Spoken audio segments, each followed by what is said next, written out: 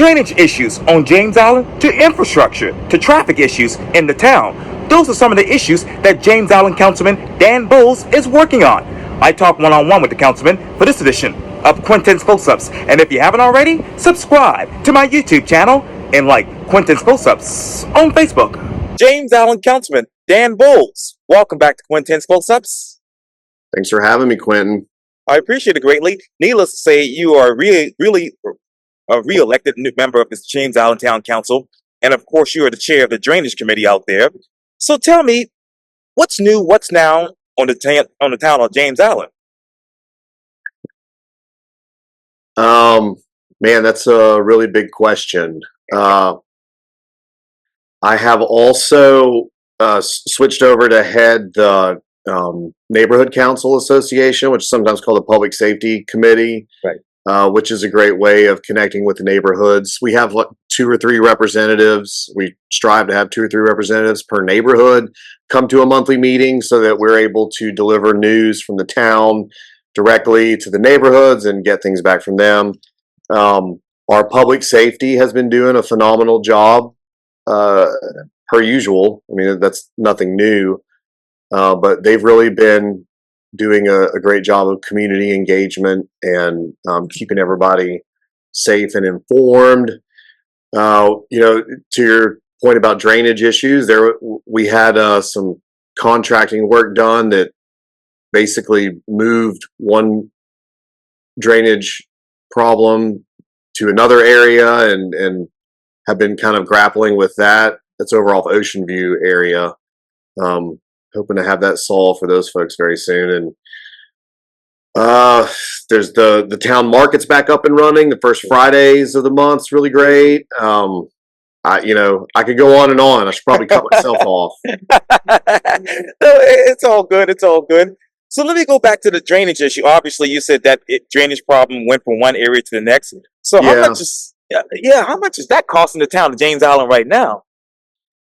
What we paid so far is public record. I would not feel comfortable saying a number because I don't remember, but I do know that, we had voted to have the work done. The budgeting is all out there in our minutes. Sure. If anyone was interested, it's been expensive. That kind of stuff is always expensive, and at least by my standards, it has been. And fixing it might cost a little bit more, but as everyone who lives anywhere in the Charleston area knows, drainage, managing rainwater, stormwater, as well as tidal influences is a daily part of managing towns and neighborhoods in our area.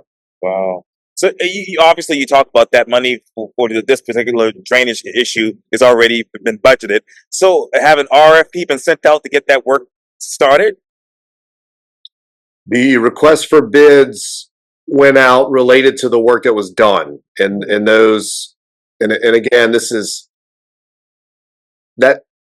God, that had to be a year or more ago when all that started.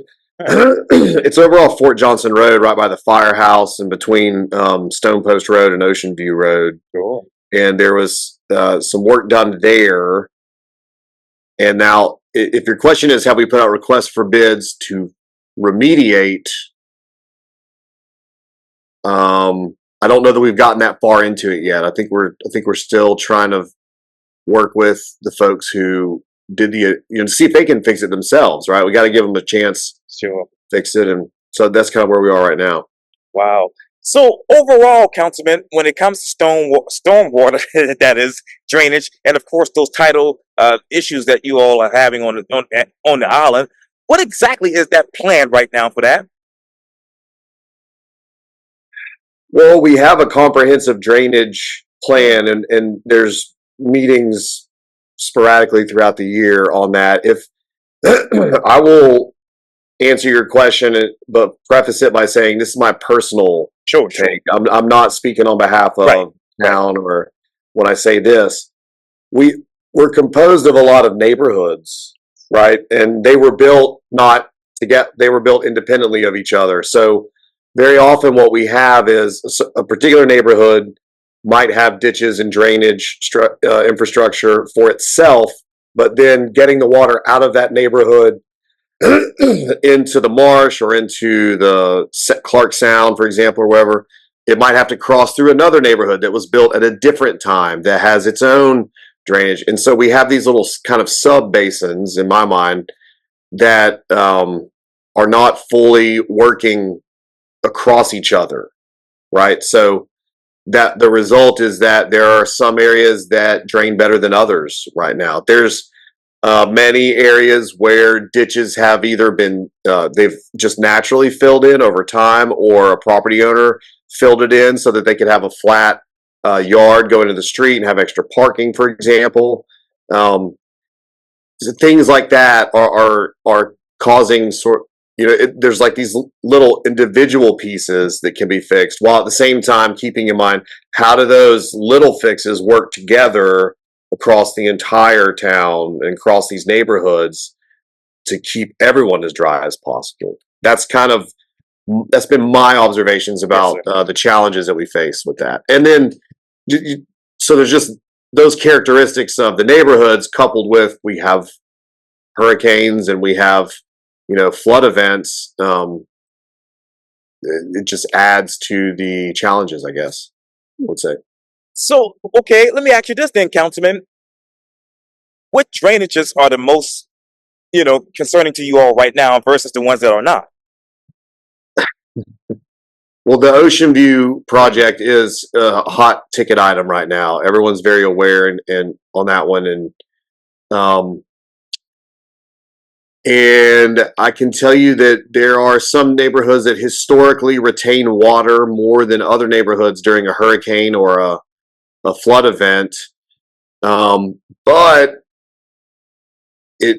some areas, for reasons I could not articulate to you, it kind of will rotate around a little bit. I mean, even just outside the town of James Island, near the Central Park Road area, I know they've had some problems over there.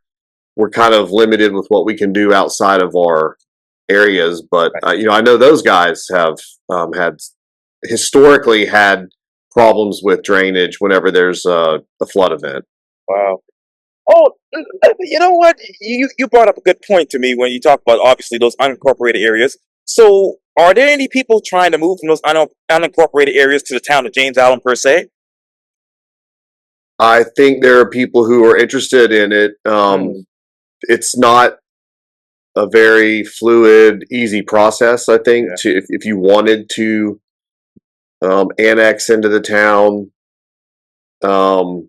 but, there's annexation laws out there that it's got to follow, and I've heard from folks that would be interested in it because they like the idea of having representation like right around the corner from them, where they can go get help if they need it or get a question answered a little more readily. And not to say that anybody in unincorporated is unserviced or they're doing a bad job. It's just that they're spread thin, right? There's fewer representatives for a larger area. Just makes it harder to get attention to them. I've been told anecdotally by folks that they'd love to be able to annex. The process, though, is a challenge to making that happen. Wow. So I know obviously you all have limitations on what you can do, when it comes to unincorporated areas. But what exactly are the challenges right now for those people who are living in those areas? I think it's very similar to what people within the town face because, water flows downhill, right? It doesn't really care about political boundaries or anything like that. So that's why, to me, it's important to try to have sort of a comprehensive and even reaching slightly outside our boundaries whenever we can, because they're so related to each other. Like, if we have a neighborhood within the town that would naturally drain outside of the town across an unincorporated area, we still need to work with those folks to get to the outfall, the ultimate place where the water flows. We have to work together in that way. So I think the challenges are pretty much the same. The challenge for us, is bringing together all the different entities that we need to bring together when we have something that's outside of our quote, municipal boundaries. Yeah. Well, who are you bringing to the table right now, Councilman? We have intergovernmental meetings periodically that involve the city of Charleston, county council, James Island Public Service District, the town. I think maybe Dominion and Charleston Water System may attend those, or sometimes maybe be invited if there's a particular issue that deal with. But it's a multi-headed beast when you're trying to wrangle all of the political entities that manage James Island. Wow. You talk about obviously James Allen. So when it comes to population, Councilman, what are the last figures of population on the island? All right, so my answer is going to be subject to whatever the latest census data is, which I don't have. But Sure. roughly speaking, I think the rough numbers we use is 12,500 residents of the town. The island, from the harbor to the river to the marsh, I think it's last measured between 30 and 40,000. But I don't remember when that measurement was taken. And again, that is me, Yes, sir. pulling from memory, Sure. asked by you without you telling me that I needed to know that answer before I was going to sit down with you. But I'm sorry, just following up on what you were saying. I know. It's an organic conversation. I like it. But as a lawyer, I've always got to qualify my responses, right? And just put an asterisk and say, I think that's the last numbers I saw. Sure. I appreciate that too. I know you're bringing that from memory, so I appreciate it greatly. So you talk about obviously, those numbers. Where do you see the pace of growth heading for the town of James Island? I know it's a small area. I know James Island like the back of my hand. But where do you see that pace of growth heading in the next 5 to 10 years? Well, when you say growth, do you mean like new people moving to the island? Additional people moving to the island? Is that what you mean? Yes, sir. So a lot of it's already built out, right? The neighborhoods have been there for a long time. It's one of the things I think that gives it such a beautiful characteristic is the neighborhoods are old, so the trees are big and beautiful, and so there's not a lot of undeveloped ground. I mean, there are pockets here and there, right? Like off Fort Johnson Road by the fire station, there's 7 or 9 acres, I think, that's been up, someone's trying to sell off.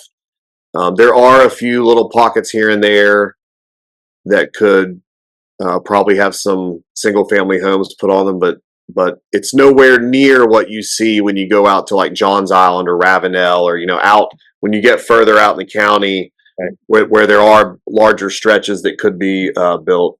In my mind, there's not a lot left that could support single family housing on James Island. So where do you redevelop?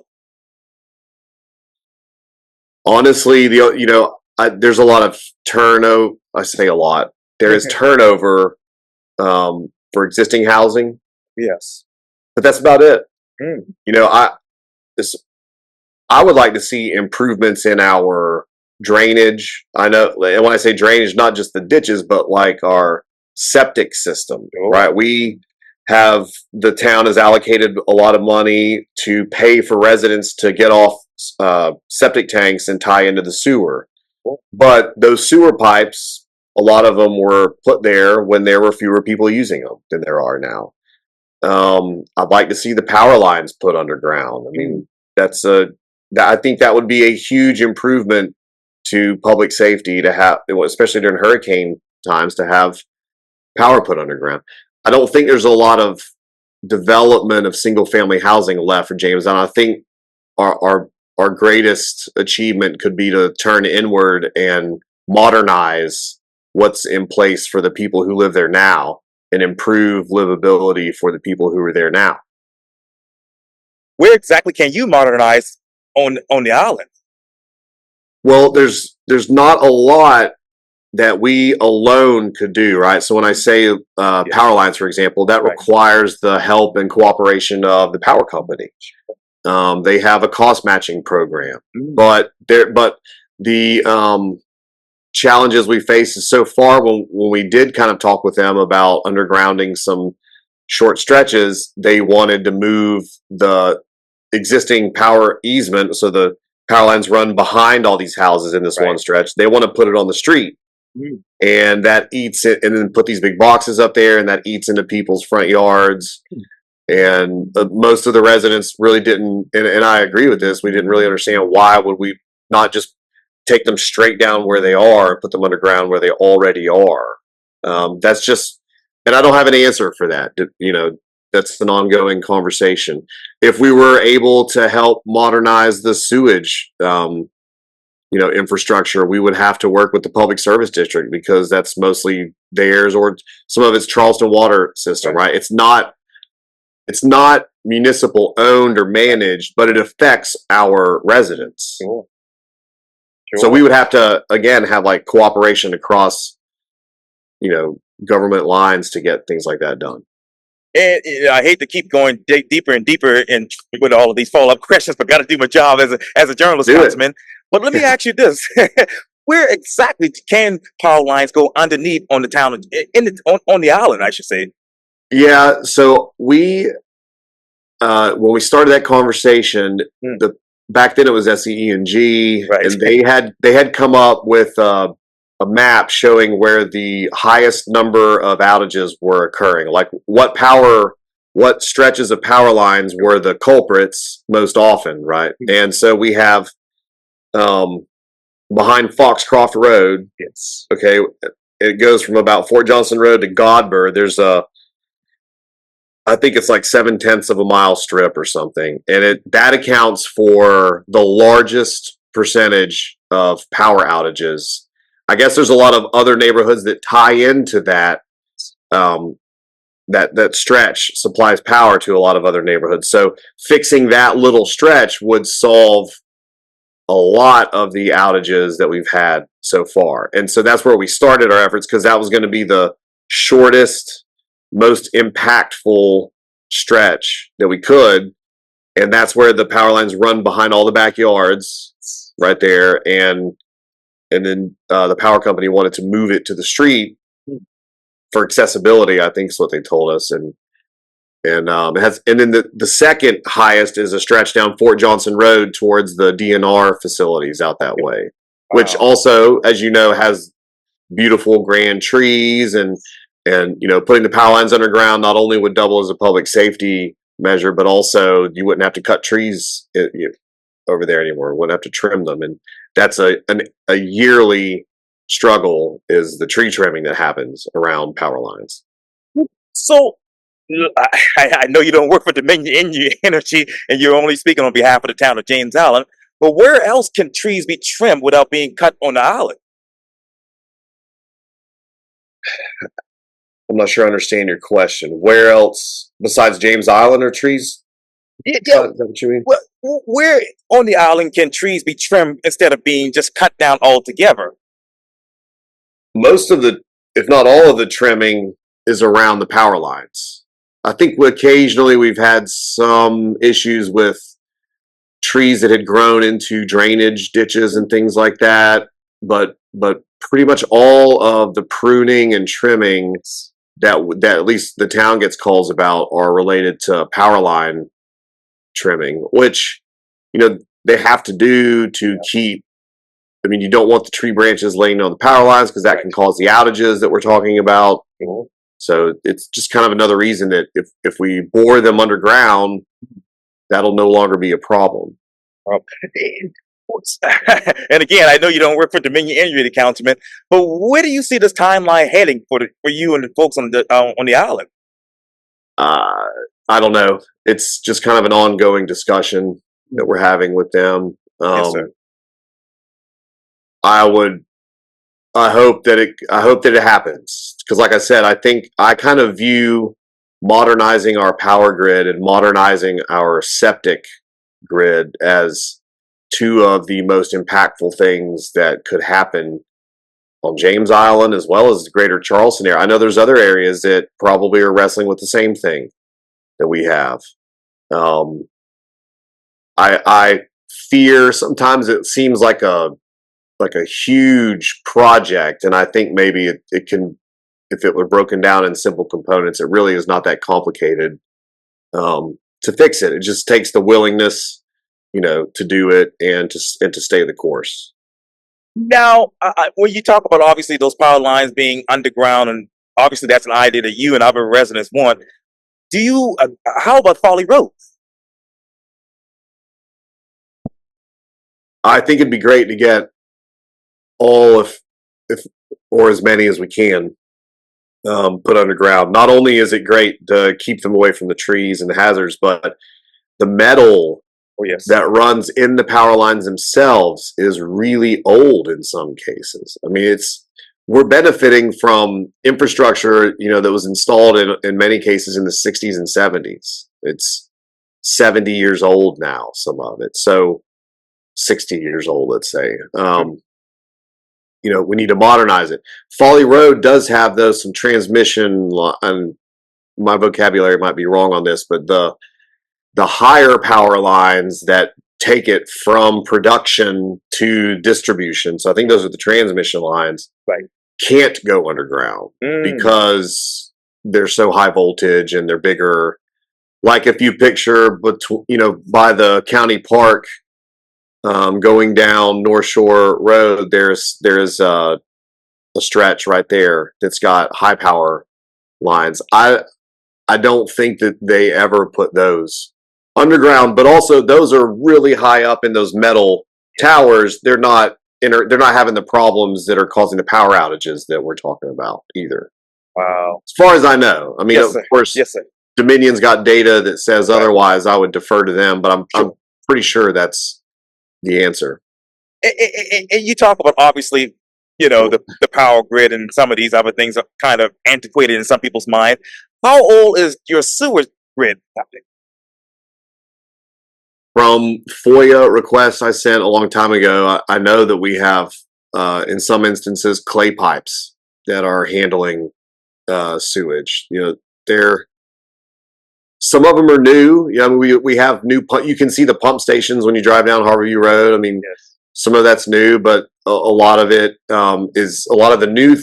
What you see on the surface, yes, sir, later connects to really old pipes, and I know that it would be expensive, to do that. But at the same time, I think both of those, the power grid and the sewer grid, are issues that we either voluntarily fix ahead of time, or at some point, it will be forced on us to fix it.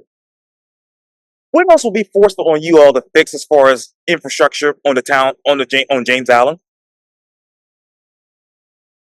That's really all. I mean, we have the only other real project that I can think of out there is the roundabout that will go in at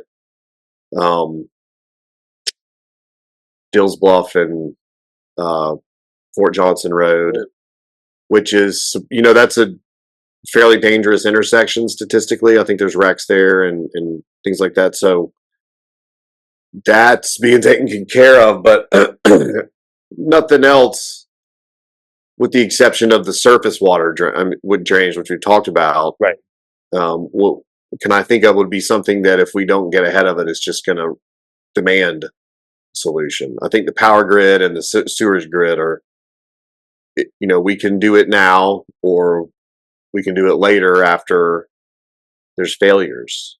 I mean, like there was that big sinkhole. Oh yes. At Fort Johnson Road, where it was an old pipe. It came decoupled, I think, and it eroded the areas out. So they had to replace that stretch of pipe, and so that's an example, right, of a failure that just requires an immediate fix, but it doesn't fix the rest. That pipe continues on down the road, and hoping that it stays in place forever, right? But as we all know, that stuff degrades over time.